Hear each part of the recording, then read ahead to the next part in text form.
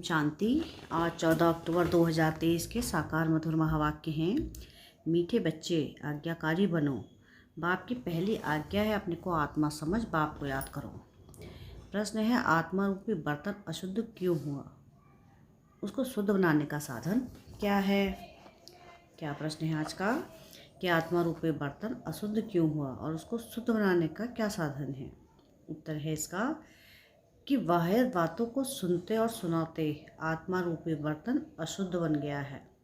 इसको शुद्ध बनाने के लिए बाप का फरमान है कि hear no evil, see no evil और टॉक नो इविल। एक बाप से सुनो, बाप को ही याद करो तो आत्मा रूपी बर्तन शुद्ध हो जाएगा।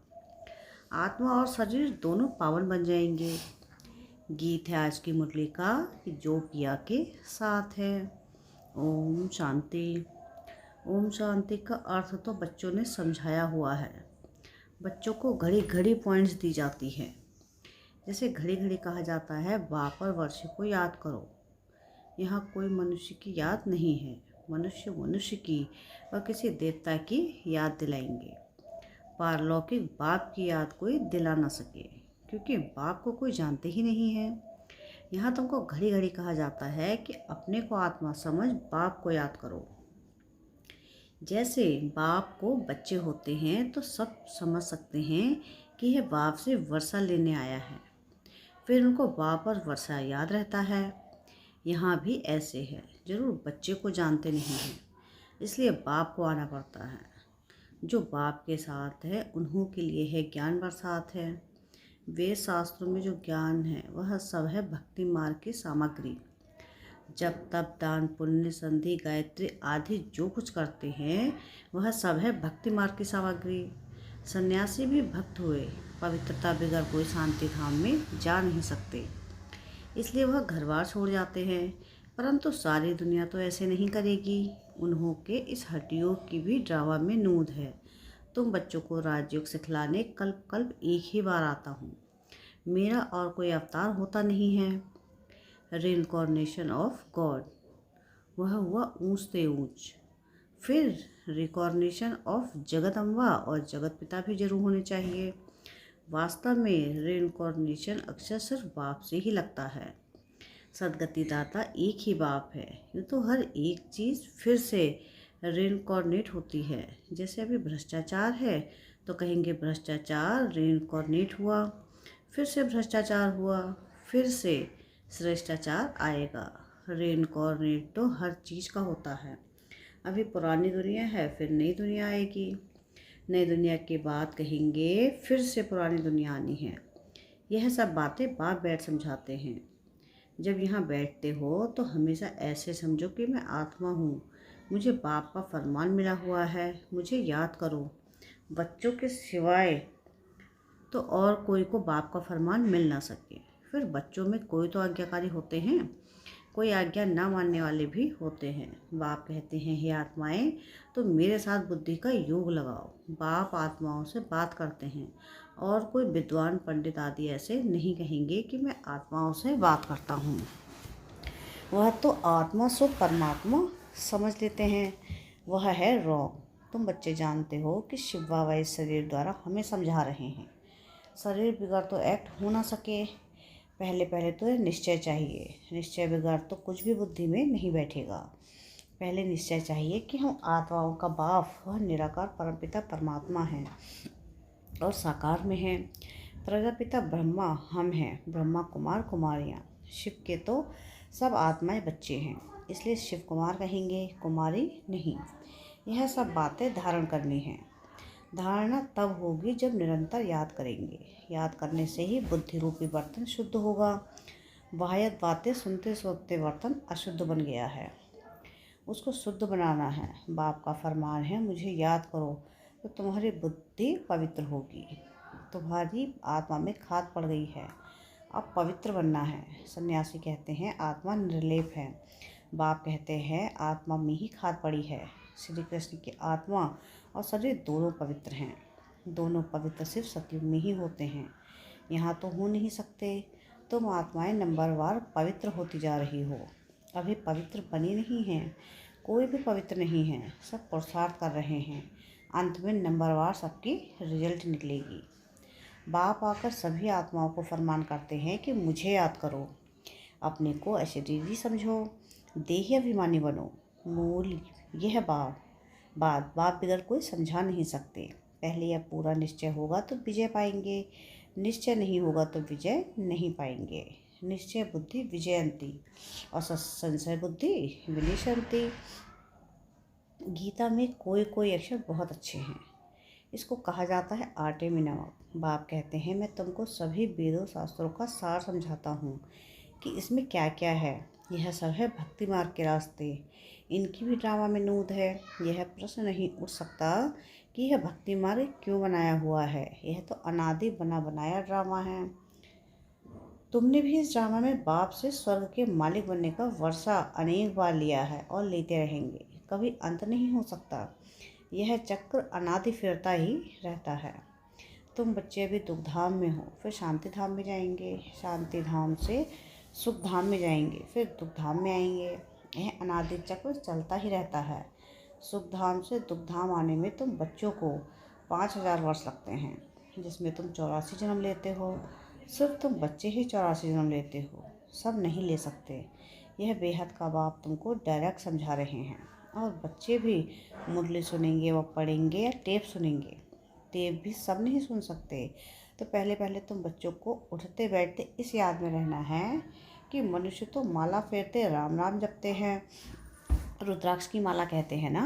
अब रुद्र तो है भगवान, फिर इस माला में मेरुदाना इकट्ठा है। वह तो विष्णु के युगल स्वरूप है।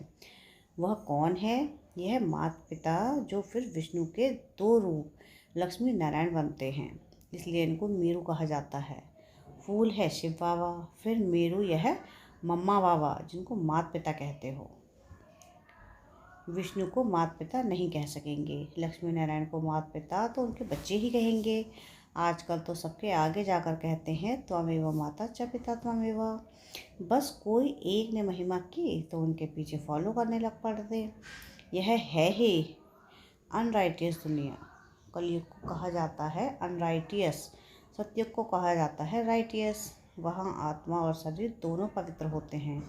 सतयुग में श्री कृष्ण गोरा है, फिर अंतिम जन्म में उनकी आत्मा सांवरी बनी है। यह है ब्रह्मा सरस्वती इस समय सांवरी है ना। आत्मा काली बन गई है तो उनको जीवर भी काला बन गया है। सोने में ही खाद पड़ती है, उससे जीवर भी जो बनता है वह खाद वाला। सतयुग में जब देवी देवताओं की गवर्नमेंट है तो यह झूठ यानी खाद होती रही। वहाँ तो सोने के महल बनते हैं। भारत सोने की चिड़िया था, अभी तो मुलम्मा है। ऐसे भारत को फिर से स्वर्ग बाप ही बना सकते हैं। बाप समझाते हैं श्रीमद् भगवानुवाच है ना।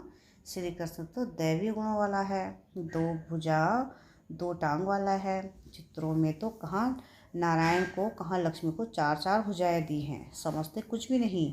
ओम अक्षर भी कहते हैं। ओम का अर्थ बताते हैं। ओम माना मैं गॉड, जिधर देखता हूँ गॉड ही गॉड है, परंतु यह तो रॉन्ग है। ओम माना अहम आत्मा। बाप भी कहते हैं अहम आत्मा, परंतु मैं सुप्रीम हूँ इसलिए मुझे परमात्मा कहा जाता है। मैं परमधाम में रहता हूँ। ऊँच से ऊँच भगवान फिर सूक्ष्म वतन में ब्रह्मा विष्णु शंकर की आत्मा है। फिर नीचे आओ तो यह मनुष्य लोक है, वह देवी लोक, वह आत्माओं का लोक जिसको मूल वतन कहा जाता है। यह बातें समझने की हैं। तुम बच्चों को यह विनाशी ज्ञान रत्नों का दान मिलता है, जिससे तुम भविष्य में मालामाल डबल सिरताज बनते हो। देखो कि श्री कृष्ण को दोनों ताज है ना। फिर वही बच्चा चंद्रवंशी में आता है तो 2 कला कम हो जाती है। फिर वैश्यवंशी में आएंगे तो और 4 कला कम हो जाएगी। फिर लाइट का ताज उड़ जाएगा, वही रत्न जड़ित ताज रहेगा। फिर जो अच्छा दान पुण्य करते हैं उनको एक जन्म के लिए अच्छी रजाई मिलती है। फिर दूसरे जन्म में भी अच्छा दान पुण्य किया तो फिर भी रजाई मिल सकती है। यहाँ तो तुम 21 जन्मों के लिए रजाई पा सकते हो, मेहनत करनी पड़ती है। तो बाप अपना परिचय देते हैं, कहते हैं आई एम सुप्रीम सोल। इसलिए उनको परमपिता परमात्मा अर्थात परमात्मा कहा जाता है। तुम बच्चे उस सुप्रीम को याद करते हो। तुम हो शालिग्राम, वह है शिव। शिव का बड़ा लिंग और शालिग्राम मिट्टी के बनाते हैं। यह कौन सी आत्माओं का यादगार बनाते हैं, यह भी कोई नहीं जानते। तुम शिव बाबा के बच्चे भारत को स्वर्ग बनाते हो, इसलिए तुम्हारी पूजा होती है। फिर तुम देवता बनते हो जब भी तुम्हारी पूजा होती है। शिव बाबा के साथ तुम इतनी सर्विस करते हो, इसलिए शालिग्राम की भी पूजा होती है। जो उत्तम से उत्तम कर्तव्य करते हैं उन्हों की पूजा होती है, और कलयुग में जो अच्छा काम करते हैं उन्हों का यादगार बनाते हैं। कल्प कल्प बाप तुम बच्चों को सारे सृष्टि चक्र का राज समझाते हैं, अर्थात तुमको स्वदर्शन चक्रधारी बनाते हैं। स्वदर्शन चक्र विष्णु को नहीं हो सकता, वह तो देवता बन गया। यह ज्ञान सारा तुमको है। फिर लक्ष्मी नारायण बनेंगे तो यह ज्ञान नहीं रहेगा, वहाँ तो सब सदगति में हैं। तुम बच्चे यह ज्ञान अभी ही सुनते हो, फिर रजाई पा लेते हो। स्वर्ग की स्थापना हो गई, फिर ज्ञान की दरकार नहीं रहती। बाप ही आकर अपना और रचना का पूरा परिचय देते हैं। सन्यासियों ने माताओं की निंदा की है, परंतु बाप आकर माताओं को उठाते हैं। बाप यह भी समझाते हैं कि यह सन्यासी न होते तो भारत काम चिता पर बैठ एकदम खाक हो जाता। जब देवी देवता वाम मार्ग में गिरते हैं तो उस समय अर्थक्वेक बड़ी जोर की होती है, फिर सब नीचे चला जाता है और खंड आदि तो होते नहीं, भारत ही होता है। इस्लाम आदि तो पीछे आते हैं, तो फिर वह सतयुग की चीज़ें यहाँ रहती नहीं। तुम जो सोमनाथ का मंदिर देखते हो वह कोई वैकुंठ का नहीं है, यह तो भक्ति मार्ग में बना है, जिसको मोहम्मद गजनबी आदि ने लूटा। बाकी देवताओं के महल आदि सब अर्थक्वेक में गायब हो जाते हैं। ऐसे नहीं कि महल के महल नीचे गए हैं फिर ऊपर आ जाएंगे, नहीं, वह तो अंदर ही टूट फूट सड़ जाते हैं। फिर उसी समय खोदते हैं तो कुछ ना कुछ मिलता है, अभी तो कुछ भी नहीं मिलता है। शास्त्रों में कोई यह बातें नहीं हैं। सदगति दाता है ही एक बाप, निश्चय में ही माया विघ्न डालती है। कहते हैं भगवान कैसे आएगा, अरे शिव जयंती है तो जरूर आए होंगे। बाप ने समझाया है, मैं बेहद के दिन और बेहद की रात के संगम पर आता हूँ। यह कोई नहीं जानते कि किस समय आता हूँ, तुम बच्चे जानते हो। बाप ने ही ये नॉलेज दी है और दिव्य दृष्टि से यह चित्रादि बनवाए हैं। गीता में भी कल्प वृक्ष का कुछ वर्णन है। बच्चों को कहते हैं कि हम तुम अभी हैं, कल पहले भी थे और फिर कल्प कल्प मिलते रहेंगे। मैं कल्प कल्प तुमको यह ज्ञान दूंगा तो चक्र भी सिद्ध होता है, परंतु तुम्हारे सिवाय कोई समझ ना सके। यह सारे सृष्टि चक्र का चित्र है, जरूर कोई ने बनवाया है। बाप भी इस पर, बच्चे भी इस पर समझाते हैं। अच्छा, मीठे मीठे से लदे बच्चों प्रति माता पिता बाप दादा का याद प्यार और गुड मॉर्निंग। रूहानी बाप की रूहानी बच्चों को नमस्ते। हम रूहानी बच्चों की रूहानी बाप दादा को याद प्यार गुड मॉर्निंग और नमस्ते। शुक्रिया प्यारे बाबा, शुक्रिया। धारणा के लिए मुख्य सार है। सार की पहली पॉइंट है कि हर बात में विजय का आधार निश्चय है, इसलिए निश्चय बुद्धि जरूर बनना है। सदगति दाता बाप में कभी संशय नहीं उठाना है। सेकंड पॉइंट है कि बुद्धि को पवित्र व शुद्ध बनाने के लिए अशरीरी बनने का अभ्यास करना है। वह है यानी व्यर्थ बातें न सुननी है और न सुनानी है। वरदान है आज की मुरली का कि बेहद की स्मृति स्वरूप द्वारा हद की बातों को समाप्त करने वाले अनुभवी मूर्त भव। आप श्रेष्ठ आत्माएं डायरेक्ट बीज और मुख्य दो पत्ते त्रिमूर्ति के साथ समीप संबंध वाले तना हो, इसी ऊंची स्टेज पर स्थित रहो। बेहद के स्मृति स्वरूप हो तो हद की व्यर्थ बातें समाप्त हो जाएंगी। अपने बेहद के बुजुर्ग पने में आओ तो सदा सर्व अनुभूति मूर्त हो जाएंगे, जो बेहद के पूर्वजपन का ऑक्यूपेशन है उसको सदा स्मृति में रखो। आप पूर्वजों का काम है अमर ज्योतिमन अंधकार में भटकती हुई आत्माओं को ठिकाने पर लाना। स्लोगन है आज की मुरली का कि किसी भी बात में मूझने के बजाय मौज का अनुभव करना ही मस्त योगी बनना है। क्या स्लोगन है आज का कि किसी भी बात में मूझने के बजाय मौज का अनुभव करना ही मस्त योगी बनना है। अच्छा, ओम शांति।